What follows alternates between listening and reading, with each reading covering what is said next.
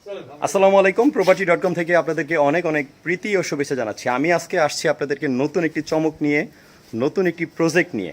আমি আজকে আপনাদেরকে দেখাবো একটি শেয়ার ভিত্তিক একটি জমি বিক্রি হবে। সেই জমির A to Z এবং আদ্যপান্ত তুলে ধরবো। আমি এই যে এখন যেই প্রজেক্টটা আছে, অর্থাৎ যেই জমিটা আছে আপনারা দেখতে পাচ্ছেন, এই যে এটা পুরো বাউন্ডারি করা উত্তরা ডিয়াবাড়ির খুবই কাছে একটি প্রজেক্ট। 5 কাঠার মধ্যে এই প্রজেক্টটি চমৎকার ফিউচার, চমৎকার এনভায়রনমেন্ট হবে এখানে। আমি ঠিক জমির মাঝখানে অবস্থান করছি। এই যে এটা হলো জমির মাঝখান। এখানে আপাতত একটা অফিস আছে, এটা পুরোটাই এখানে রাজুক অনুমোদন এবং সয়েল টেস্ট থেকে সব কিছু কমপ্লিট হয়ে গেছে। এখানে G+9 বিল্ডিং হবে। ফিউচারে এখানে অনেক কিছুই হবে।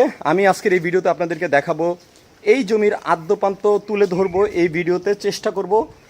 আর এই আশপাশটা দেখেন, এই যে কত হাই রাইজ বিল্ডিংগুলো, জাস্ট একটু দেখেন। এই যে হাই রাইজ বিল্ডিংগুলো একটু দেখেন। এই যে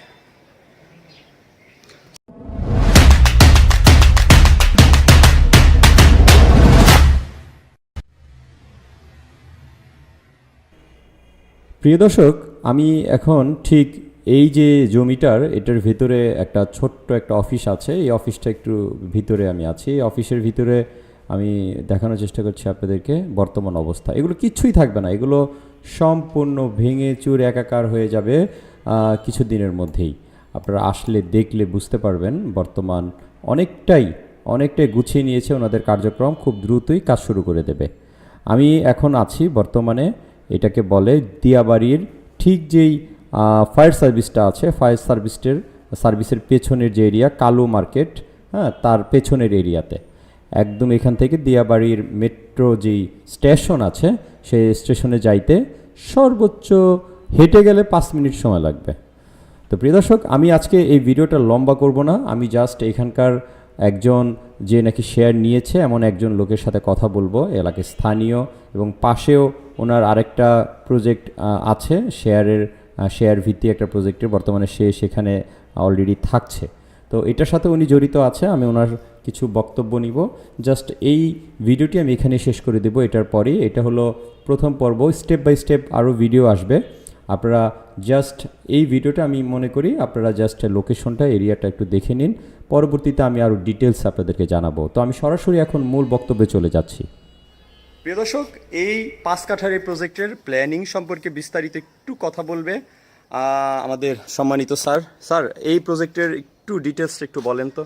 আসসালামু আলাইকুম, আমি কাজী মুস্তাফিজুর রহমান বলছিলাম, Madina washing dyeing MD Tongi basic factory. আর আমার বাসাও এখান থেকে মনে হয় যে 100 গজ দূরে 10তলা বিল্ডিং দেখা যাচ্ছে। এই 10তলা দোতলা আমি থেকে আমরা এই বিল্ডিংটা 27 জনে নিয়েছিলাম। এবং এই সিস্টেমেই আমার এক ভাই, জুলফিকারের ভাই, ওনার 5 কাঠা জায়গা অলরেডি G8 মানে গ্রাউন্ড ফ্লোর এবং 8তলা, এবং গ্রাউন্ড ফ্লোরটা পার্কিং হবে, 8তলা ফ্লোর হবে, আর 16টা ইউনিট হবে। এবং এটা শেয়ারে সেল করা হচ্ছে এবং নিজস্ব জায়গায় এটা সয়েল টেস্ট এভরিথিং। আশা করি যে আমরা আগামী মাসে আমরা কাজ শুরু করবো ইনশাআল্লাহ। আচ্ছা, এটার তো জমি তো শেয়ার বিক্রি করার জন্য আপনারা কিছু এখন এটার শেয়ারটার প্রাইসটা একটু বলে দেন। শেয়ারের প্রাইস হলো প্রত্যেক শেয়ার 5 কাঠার অর্ধেক। এটার শেয়ার ভ্যালু হচ্ছে 22 লক্ষ টাকা। শেয়ার ভ্যালু হচ্ছে 22 লক্ষ টাকা, ফিক্সড 22 লক্ষ টাকা। 22 লক্ষ টাকা। আচ্ছা, এটা কি আপনারা এটার কাজ কত দূর আগাইছেন? এটা কাজ হলো আমরা আগামী মাসে কাজ শুরু করবো ইনশাআল্লাহ। এটা আমাদের plan A to Z, soil test, measure, everything. এটা আমরা ওই যে পাইলিং এর কাজটা শুরু করবো আগামী মাসে। কাজ শুরু হয়ে যাবে। আমাদের বিল্ডিংটা সর্বোচ্চ 3 বছর টাইম, আমরা 2.5 বছর টাইমে দিব। তারপরে আমরা বলবো 3 বছর রাখবো, 2.5 বছরের মধ্যে বিল্ডিং করবো ইনশাআল্লাহ। প্রিয় দর্শক, এই যে দেখেন, এই যে বিমান খুব কাছে, আমরা দিয়াবাড়ির খুব কাছে আছি। এই যে বিমান কাছ থেকে দেখা যাচ্ছে, খুবই কাছে আছি। হ্যাঁ জি স্যার, বলেন। তা এটা আমাদের টার্গেট হলো, আমাদের কমিটমেন্ট, আমাদের quality, A to Z everything. আমরা 3 বছর বলবো, এটা 2.5 বছর হবে ইনশাআল্লাহ। এবং 2.5 বছরই, তার থেকে একদিনও বেশি হবে না। তবে আমাদের টার্গেট হবে 3 বছর। যাই হোক, আলহামদুলিল্লাহ, আপনারা আমার সাথে আসবেন। আমার 3টা বিল্ডিং পরে আমরা 7 জনের মিলে একটা বিল্ডিং নিছি, যেখানে আমি অলরেডি বসবাস করতেছি করোনার আগের থেকে। এবং এইভাবে আমরা মানুষকে হেল্প করার জন্য, কারণ মানুষরা আজকে বেকার পড়তেছে, ডেভেলপের কাছ থেকে টাকা নিয়ে রেট বেশি, ঠিকমতো বুঝে পায় না, টাইমলি পায় না, বিভিন্ন রকম আচ্ছা, সমস্যা 22 লক্ষ টাকা দিয়ে জমি নেওয়ার পরে পরবর্তীতে ফ্ল্যাটের কেমন খরচ যাইতে পারে একটু ধারণা দিয়ে দেন। 25 লক্ষ প্লাস মাইনাস 25 এর মতো বলা যাবে না। আচ্ছা, তাহলে আমি আনুমানিক ধরে নিলাম 25 লাখ টাকা ধরে নিলাম, 25 ধরে নিলাম, 25 আর এদিকে হচ্ছে 22, তাইলে এভারেজে ধরেন আপনার টোটাল 50 এর কাছাকাছি।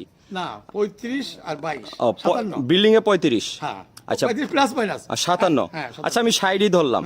এই বিল্ডিংটা কমপ্লিট হয়ে গেলে তখন ওই এটা ফ্ল্যাটের complete হয়ে ভ্যালু গেলে কত হবে? কমপক্ষে 1,20,00,000 টাকা বিল্ডিং হবে। কমপক্ষে 1 কোটি 20। কমপক্ষে আড়াই বছর পরে আরো বেশি হতে পারে, কারণ কি জন্য? এটা মেট্রোরের কারণে এটা এগুলো সমস্ত জায়গায় মানে হাই রাইজ বিল্ডিং হচ্ছে বাস, বাস, সেক্টর না enough, সেক্টরে। প্রিয় দর্শক, আপনারা তো দেখলেন, আমি কথা বললাম।